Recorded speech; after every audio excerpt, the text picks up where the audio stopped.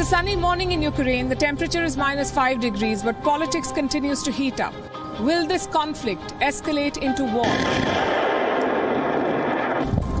Will Europe be pushed into a third world war? Or will diplomacy deliver? We're in Kiev, tracking the biggest flashpoint in the world and bringing you ground reports.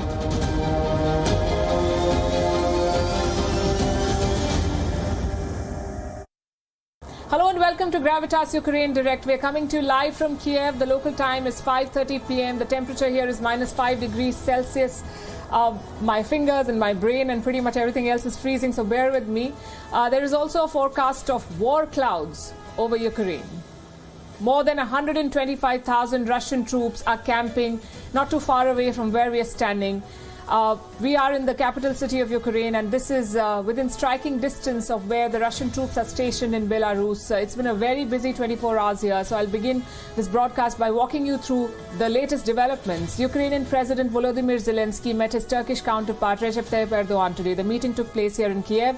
Erdogan offered to host a Ukraine-Russia summit. Now, this was not his first mediation offer. The last one clearly did not convert. So will this time be any different? We don't know yet. Another very significant meeting took place today. This was some 6,500 kilometers from where I'm standing. The location was Beijing, and the meeting was between Russian President Vladimir Putin and Chinese President Xi Jinping. How do you think it went?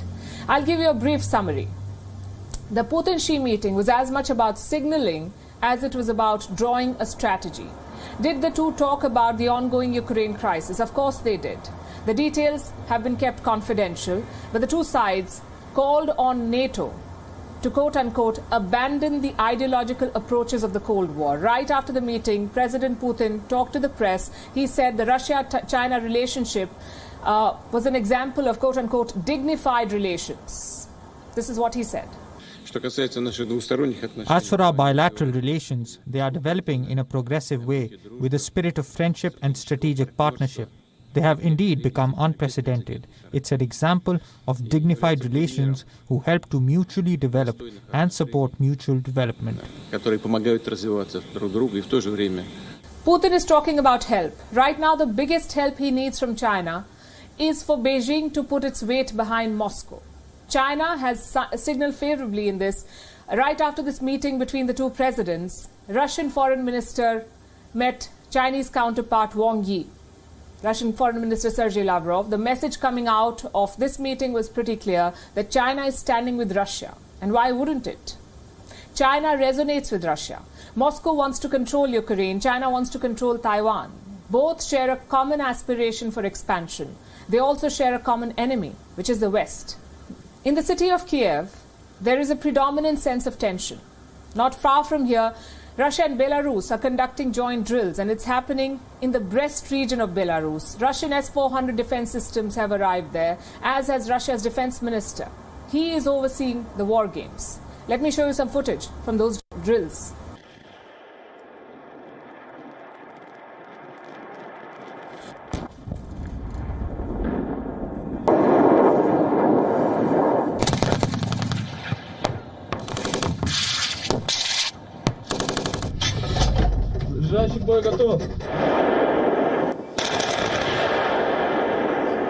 Meanwhile, the NATO strike group is playing war games off Italy. The United States fears a false flag attack. It says Russia may be preparing a fake video. Washington says Moscow will use this video as a pretext to start a war. Russia, of course, denies this. Russian Foreign Minister Sergei Lavrov called the allegations quote-unquote nonsense, but the West is not ready to take any risk. It has begun deploying additional troops in Eastern Europe. 1,000 American soldiers have been sent to Romania, 1,000, 2,000 to Poland. Russia says these moves can be destructive. It has a message for Washington, and it reads, "Stop escalating tensions." That's what Russia is saying. So these were the headlines, the day's developments. There were talks, there were troop deployments, but at the end of the day, both sides are aware that a war is not desirable. So diplomatic channels have been kept open. I already told you about Erdogan's offer. Reports also say that German Chancellor Olaf Scholz could be traveling to Moscow soon. French President Emmanuel Macron will be meeting Vladimir Putin on the 7th of February. A confirmation has already come from the Kremlin about this meeting.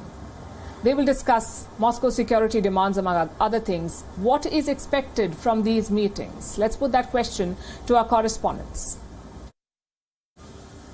And to discuss the situation in detail, I'm being joined by our correspondents who've been tracking the developments closely from across the world. From Moscow, we have Julia Chapman. From Brussels, we have Rosie Burchard. And joining us from Beijing today is Patrick Falk. Good evening to all of you.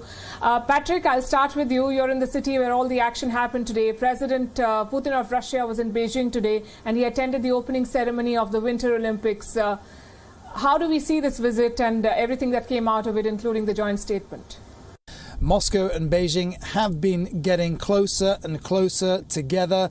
They've been cooperating and partnering with one another on a number of things like trade, technology, even military exercises. And the Kremlin said that President Putin was coming here and going to be signing possibly 15 deals with China. They've also been increasingly coordinated in their pushback against the West. And although China is ambivalent about the idea of Russia invading Ukraine, it has shown sympathy towards Moscow over its concerns about NATO. In a conversation that took place between U.S. Secretary of State Antony Blinken and China's Foreign Minister Wang Yi, the Chinese Foreign Minister said to Antony Blinken that those concerns had to be taken seriously.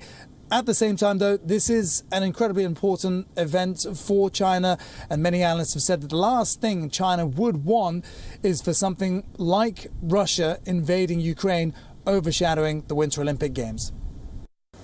Julia Chapman, what does today's meeting between President Putin and President Xi and the joint statement mean for Moscow's campaign here in Ukraine? Well, certainly the support from Beijing is a welcome move for Moscow. Russia, in its campaign to exert pressure on the West, certainly doesn't have a lot of allies in that part of the world. And China and Russia have been growing closer together over the past few years. Of course, that comes after Russia annexed the Ukrainian peninsula of Crimea, was met with widespread sanctions by Western countries, and needed somewhere to turn for an economic partner. China was the natural answer. Although China doesn't acknowledge the annexation of Crimea, it doesn't acknowledge that Crimea is part of Russian territory, it has certainly stepped up economic and political cooperation with Russia in the years since. Now, China is urging a de-escalation of the crisis on Ukraine, but it also has backed Russia when it says that it isn't planning to invade. And we've been hearing today from the two leaders meeting in Beijing ahead of the opening ceremony of the Winter Olympics, really expressing a deepening of that cooperation. They said that they had coordinated their foreign policy approaches. They stood for a multipolar world. They were condemning the use of sanctions and trade wars. They condemned the use of human rights as leverage on other countries. So certainly there are many areas where there is overlap between Russia's interests and China's interests. And while President Putin may not be getting overt support for any kind of invasion, undoubtedly he will be looking to Beijing for a sympathetic ear, at least on the security guarantees. European leaders are making a beeline for Moscow, first Macron and then Olaf Scholz of Germany. What are the chances of diplomacy delivering after the kind of threats we saw of sanctions and, of course, the growing troop deployments from both sides? It is difficult to see how these meetings can resolve the ongoing tensions. They are now part of several weeks of diplomacy between Russia and the West aimed at de-escalating the situation over Ukraine. Of course, Emmanuel Macron has held 3 phone calls with Russian President Vladimir Putin in the past week alone. He's now going to come to Moscow for a visit to meet in person with President Putin.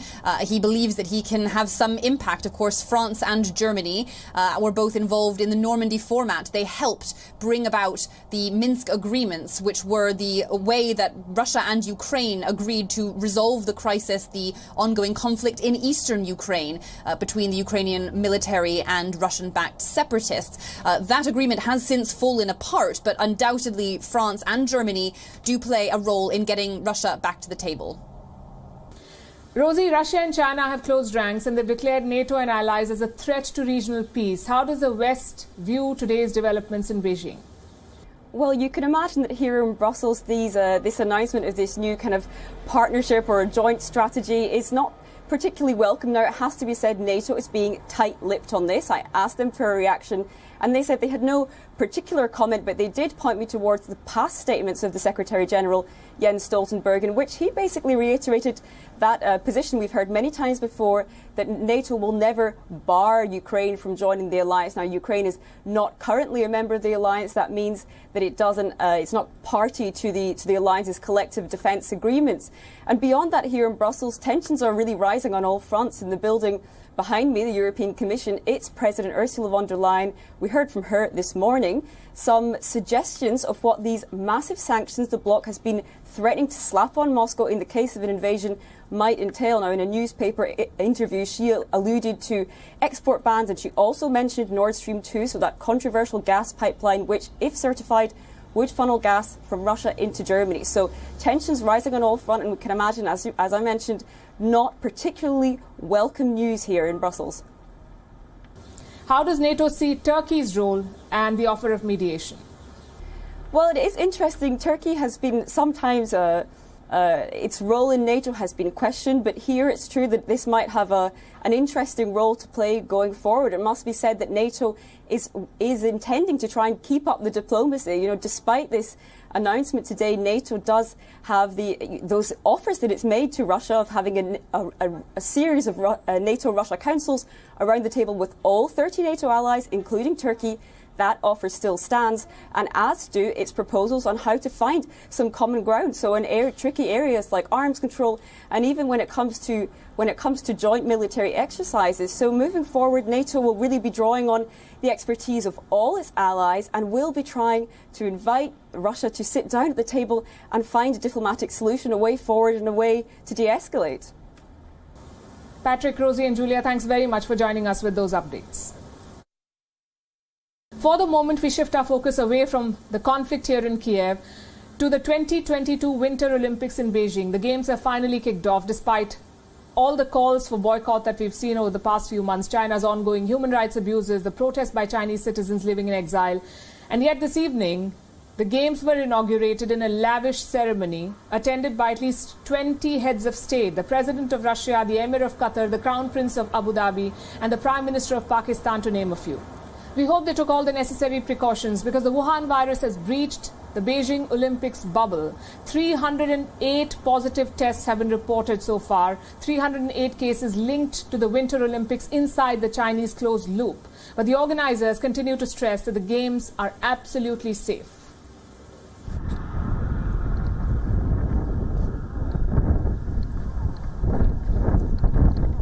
Little anticipation, fewer attendees, no freedom of movement, absolutely no snow, but plenty of criticism and outrage. That's how the Beijing Winter Olympics kicked off. An event China expects will whitewash its image and distract the world from its human rights abuses. But the light show and high-profile visits in Beijing were overshadowed by protests all over the world. From Japan to Switzerland to the United States and India, demonstrations are being held the world over. In Tokyo, protesters were seen rallying outside the Chinese embassy, slamming China for the persecution of Uyghurs, Tibetans, Hong Kongers and Mongolians. チベット、南モンゴル、香港、ウイグルで大変な弾圧を受けて、毎日たくさんの方が苦しんでいる中での中国でのオリンピックは反対ですので、今日ここに来ました。In New Delhi, Tibetans living in exile staged a similar protest outside the Chinese embassy. They held placards denouncing the Genocide Games. They also burnt the Chinese flag. It's unfortunate that CCP, which is responsible for the gross human rights violation, is hosting this sports event, which is supposed to be held in a country which is free, which respects the democratic system, which respects the spirits of this game.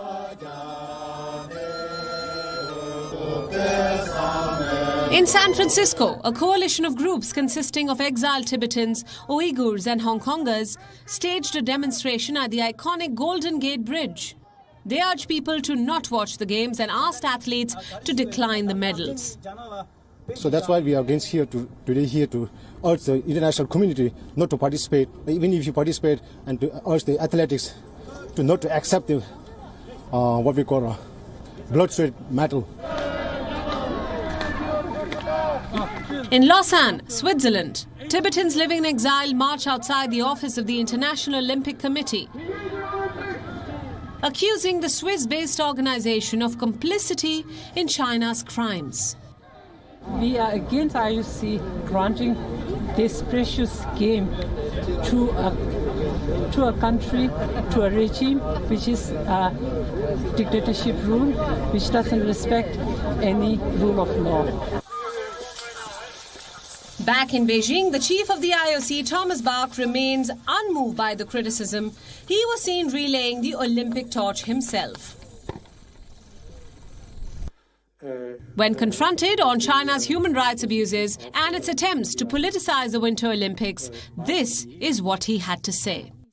And with regard to your second question, the Uyghur population, there again the position of the IOC must be given the political neutrality that we are not commenting on political issues, because otherwise, if we are taking a political standpoint and we are getting in the middle of tensions and dispute and confrontations of political powers, then we are putting the games at risk.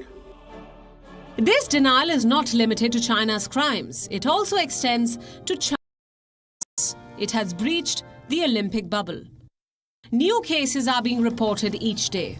Athletes, staff and organizers, they're all getting infected. The total tally of positive cases has now risen to 308. Yet, the IOC chief says that everything is in place for a safe and successful Winter Olympics. He also says that the Games will change the scale of winter sports forever. Change for better or for worse. This, the IOC chief did not clarify. Bureau Report, WION, World is One. For India, this crisis is a political test. A stern but familiar test too. Why do I say familiar? Because this standoff has the echoes of the Cold War from the 20th century. Back then, India had a categorical strategy. It was called non-alignment. Washington and Moscow kept clashing, but New Delhi never picked a side. So what's different this time? For starters, Russia is not the Soviet Union. Both militarily and financially, Russia is much weaker. So it's not really a choice between two equals. And secondly, since 1991, India's relationship with the US has improved a lot. Both countries are now strategic allies and they're part of the Quad grouping. So this time around, the choice is much harder for New Delhi. What considerations will influence that choice? Broadly speaking, two things. One is the political or strategic thought, and the second is the economic impact. And if you're in India, I know what you're thinking. Ukraine is about 4,000 kilometers away from India. How can the standoff possibly affect you? Well, you can thank globalization for that. If this city falls, the impact will be felt all over the world, even in India. Let's deal with the strategic fallout first. For that, let me take you back to 2014. Russian troops moved in and occupied Crimea. We all know that story. The West moved a resolution against Moscow in the United Nations Security Council. Guess what India did? India abstained, just like it did this time. Western analysts accused India of sitting on the fence, but New Delhi's position was more complicated. You see, non-alignment is not equal to neutrality. India was not sitting on the fence. India is not sitting on the fence. India is reaching out to both sides of the fence. We can think of two reasons why. Number one, the military equations. Moscow makes up around half of India's total weapons imports. India needs Russia to service its arms. Also for joint projects like BrahMos. So abandoning Russia is not an option for New Delhi. At the same time, siding with Russia could mean American sanctions. I'm talking about the CAATSA, the Countering America's Adversaries Through Sanctions Act, CAATSA. Technically, the US could sanction India for buying Russia's S-400 missiles. They haven't done it yet. And reports say Joe Biden could give India a waiver. But if New Delhi openly sides with Russia, Biden may reconsider. Reason number two is the China factor. Now, India needs both Russia and the US to counter China. Both nations bring different skill sets. America is China's rival and Russia is China's ally. One brings deterrence, the other brings leverage. Russia could be effective in tempering China's aggression, sort of like a middleman. America, on the other hand, will undermine China's designs. So it's a win-win for India. But that advantage disappears if India picks a side. Now let's assume Russia attacks. What happens next? NATO may not directly fight, but they will have to redirect their fleet, which means lesser deployments in the Indo-Pacific, more deployments in Eurasia. And that would give Beijing a free hand in the South China Sea. So India benefits from a pullback. The priority right now must be the Indo-Pacific. Next up is the economic fallout. A war is always messy for the economy, unless, of course, you make guns. Then you benefit, of course. It's no different in Ukraine. The India-Russia bilateral trade is worth more than $8 billion. The India-Ukraine trade is worth around $2.7 billion. There is no comparison. If war breaks out, supply chains are going to be disrupted. One product that will worry India is oil. And I'm not just talking about petroleum, I'm also talking about cooking oil. India bought 1.89 million tons of sunflower oil last year, and 74% of that came from Ukraine. So if war breaks out, your cooking oil may become more expensive. India is already preparing for this eventuality. New markets are being explored, like Brazil and Argentina. Then you have petroleum. It's the most sensitive commodity that you will find. If a rocket is fired in Yemen, you will end up paying more at the gas stations in India. That's how it works. The crisis here in Ukraine does have the potential to disrupt oil supplies. Brent crude has already breached the $90 mark. Experts say it could even reach the $100 mark. But the biggest impact could be on natural gas. Now, Russia makes up around 20% of the global supply of natural gas. If they attack Ukraine, natural gas is going to skyrocket. Anything goes. Even $200 to $250 per barrel. And this could disrupt India's energy plans. When Putin visited India last year, both sides signed a natural gas deal. India agreed to buy gas worth $25 billion from Russia. War could mean two things: a really long delay or a breakdown in the contract. So India has a lot at stake in this conflict. Friends, partners, allies, even cooking oil. But there is another way of looking at this. More stakes, more opportunity. Both Ukraine and the US have urged India to play peacemaker. India could leverage its ties to play a positive role. Like I said, India's non-alignment was never non-interference. For instance, during the Korea War, India was actively involved, A, in reducing hostilities, and B, pushing for reunification. So if Russia and America are adamant on reviving the Cold War, maybe India too should dust out its Cold War playbook. Every country is closely watching the crisis here, but two countries are watching extra close: China and Taiwan. For them, this is not a far-off crisis. This is a template. What their future could possibly look like. China is looking for weaknesses in the West. For instance, how largely are they backing Ukraine? How eagerly are they backing Ukraine? We've seen lots of military aid, but no troops on the ground. The West strategy is clear. We will cheer you, but this is not our war. Plus, there are divisions. One pipeline is keeping Germany on the fence. Imagine what $258 billion will do. That's how much Germany and China trade with each other. In this case, the fight is at Europe's border, yet there is no unity in Europe. What will happen if the war is thousands of miles away in the Pacific? As for Taiwan, they are looking for Western strengths. Will it just be diplomacy, or will America actually fight for Taiwan? You cannot ignore the parallels here. Putin considers Ukraine to be a long-lost Soviet province. China thinks the same about Taiwan. Ukraine's defense rests on what America offers. So does Taiwan's. Both countries get military aid worth billions of dollars from the US. They're very similar cases. Does that mean that Taiwan is next? It's certainly a worrying thought. Ukraine is surrounded by American allies. It is also close to the NATO bastion. Yet, there is no guarantee on Ukraine's sovereignty, on Ukraine's safety. Compare that to Taiwan. It is miles away in the Pacific. Will America's regional allies step up when the time comes for Taiwan? Japan is a pacifist nation. India has ruled out a military advance or an alliance. The fact is, NATO's writ does not work in the Pacific, at least not like it does in Europe. Having said that, there is some good news. Number one, America has better relations with Taiwan than with Ukraine. And number two, China is not Russia. Let's take them one by one.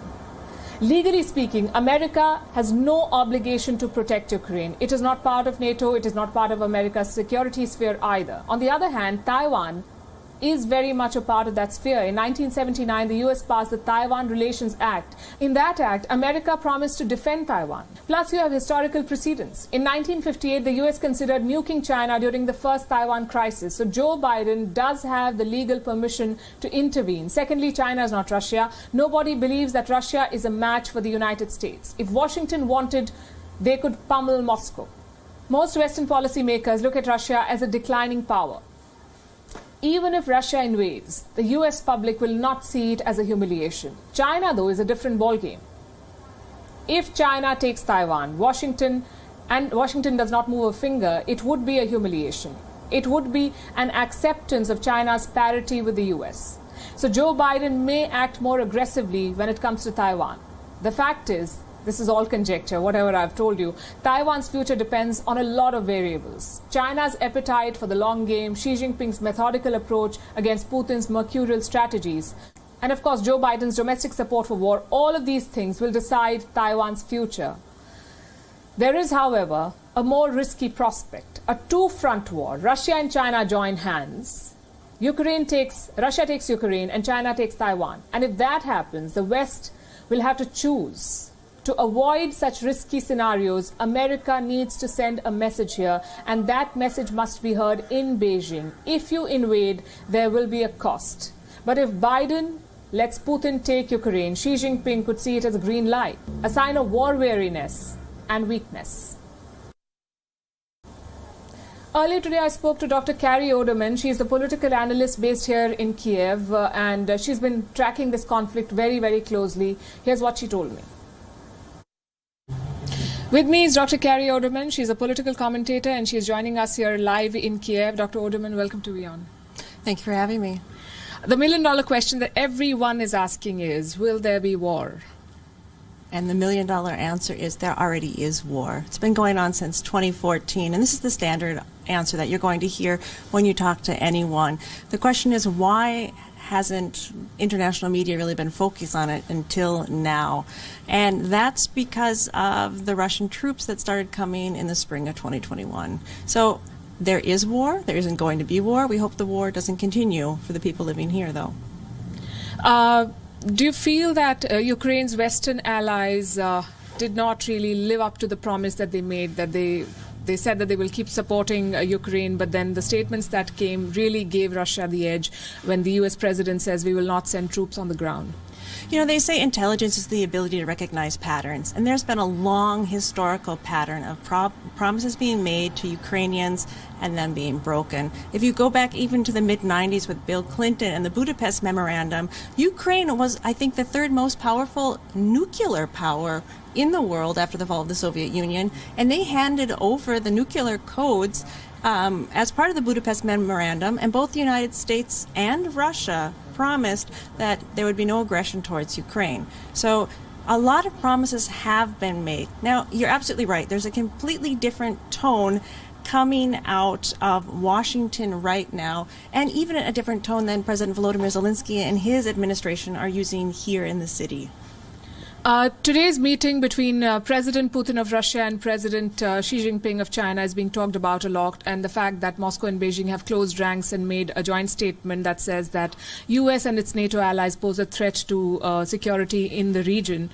How significant do you think is that statement and the fact that China has clearly thrown its lot behind Russia? Well, there was always support, tacit support, but this is a more significant sort of underlining of that support.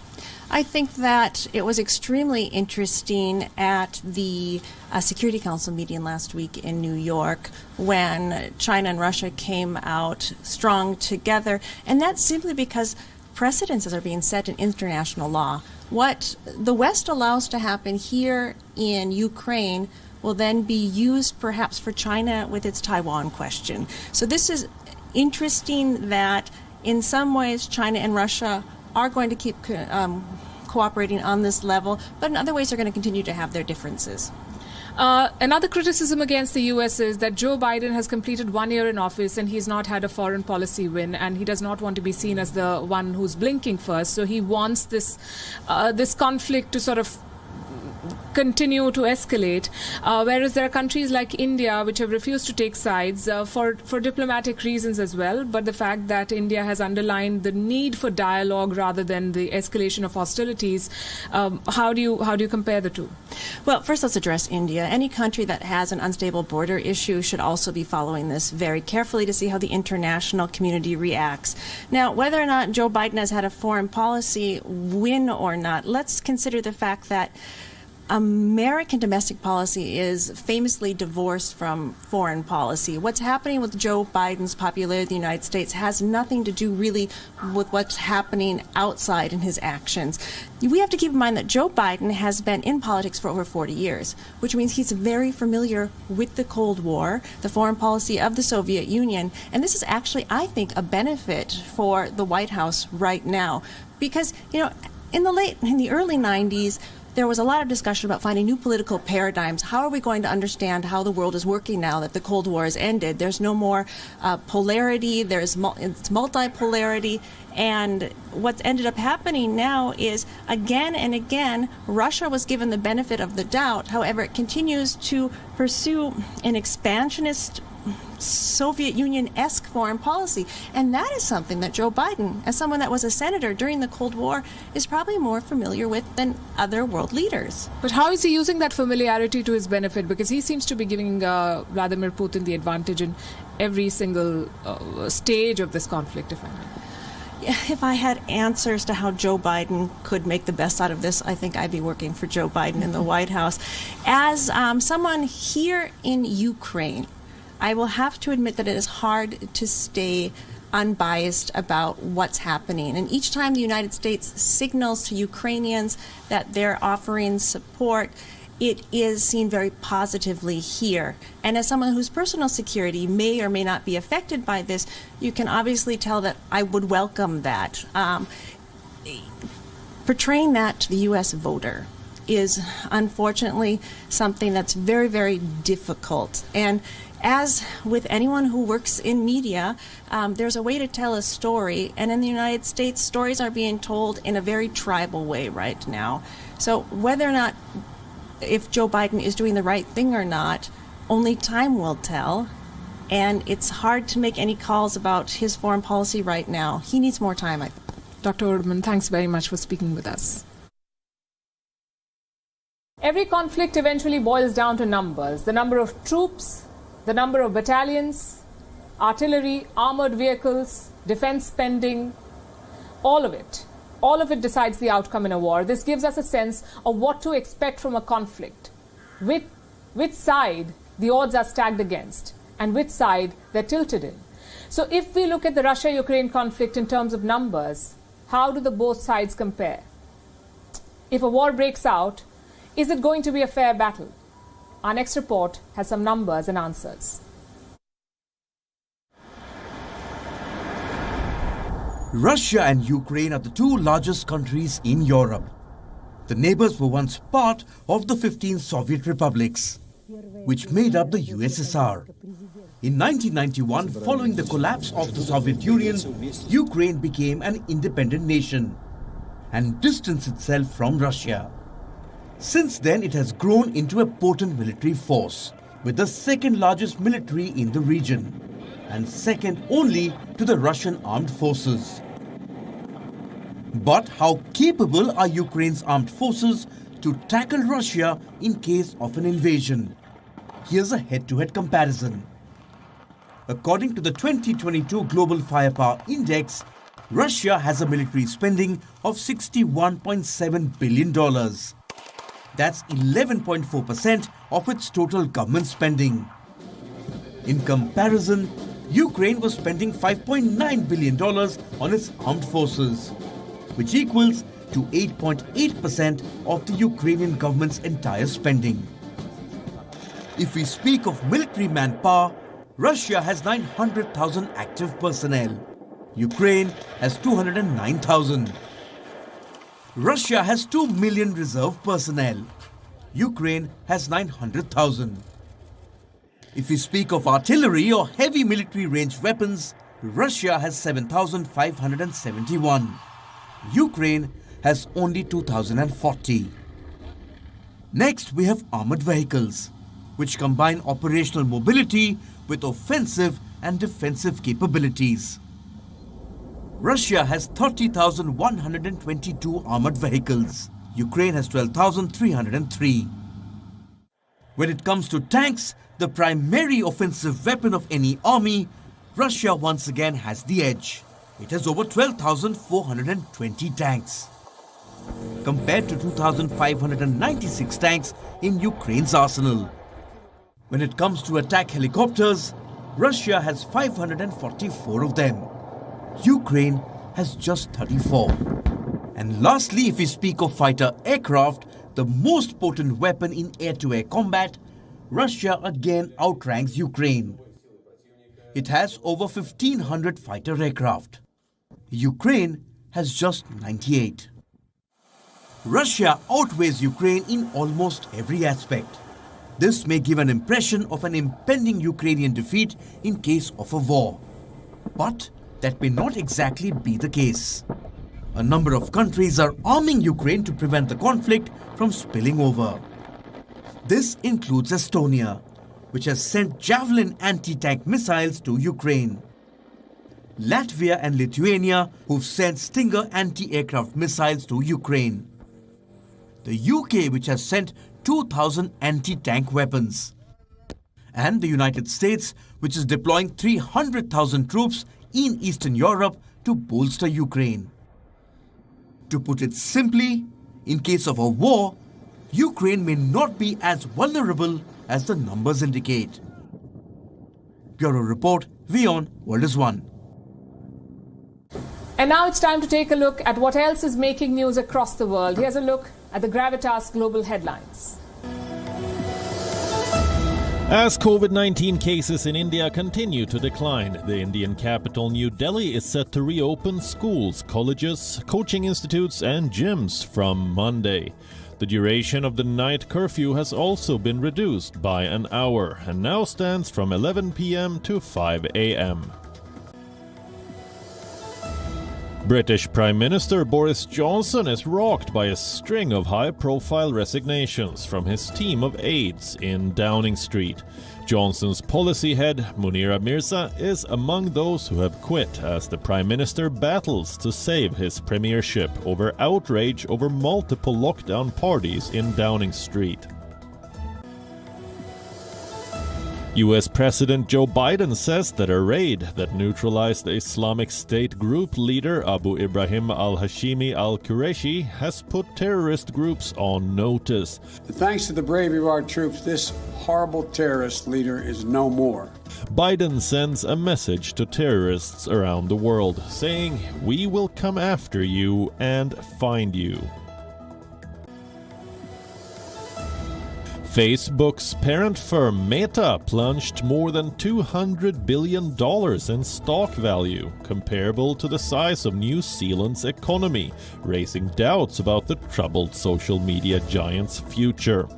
The company issued a dismal forecast, blaming it on Apple's privacy changes, along with rising competition.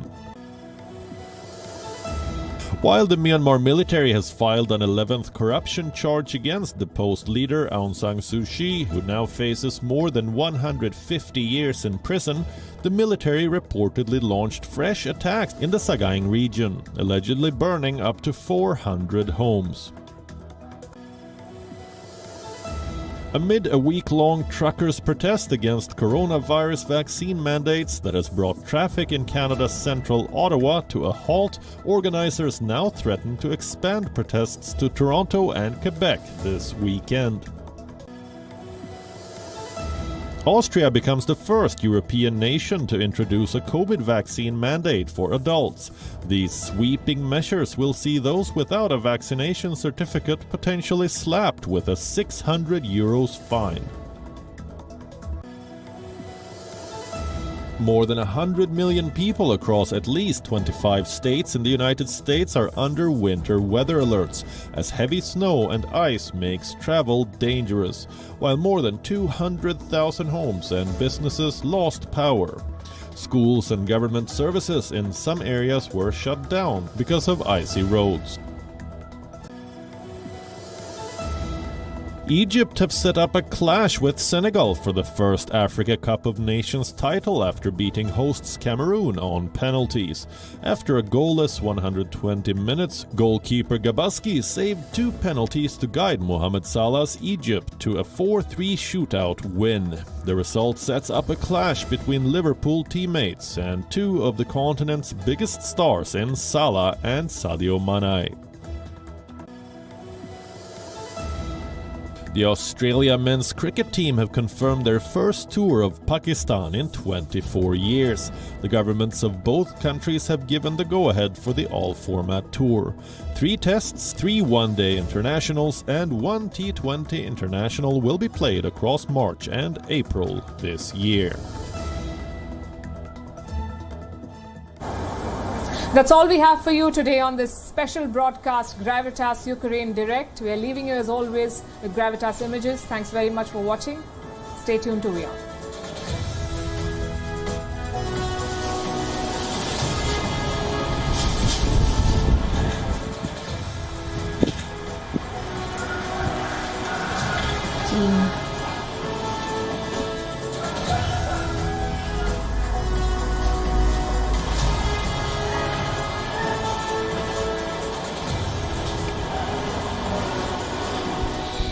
Tôi nghĩแต่งของแต่งไว้หลายชิ้นเลยเมื่อคืน